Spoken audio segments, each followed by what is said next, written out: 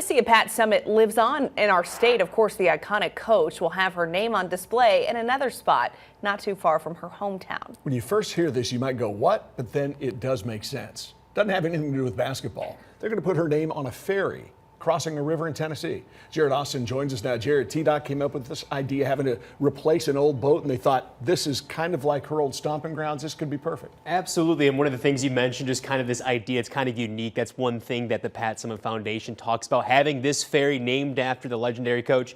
Just one of two ferries in our state, this one right on the Tennessee River between Benton and Houston counties, just west of Nashville. While people at the Pat Summitt Foundation, again, say this is unique, their prouder name continues to be said right here in Tennessee. Pat Summitt's name is etched all across our state. From basketball courts to her own statue outside the Food City Center, the newest one may just be the most unique. I think this is a first. A ferry in Tennessee now bears the name Summitt.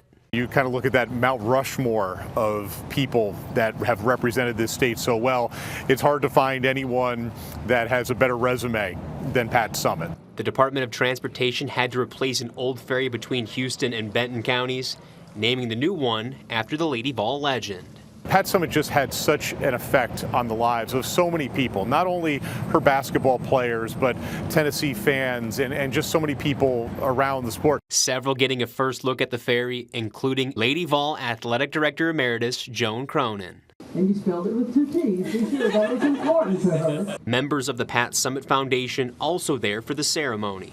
It's just such an honor, one, that people thought about Pat and that they're still looking to honor her, but two, that the state is fully behind it and that they are supportive. This ferry is one of 2 operating in the state and the only one on the Tennessee River. For the foundation, this is more than just a boat. It shows that the community is behind us, and they become partners of ours and pushing Pat's mission forward, keeping her name alive.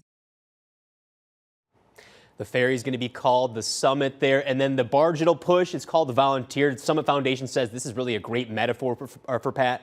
She was always trying to push the Tennessee Volunteers forward, guys. Jared, it's a unique way to honor Pat. This ferry, though, also helps out a lot of people who live in that area. Yeah, if you're driving between Benton to Houston counties or vice versa, it can actually save an hour of drive time if you use that ferry right there.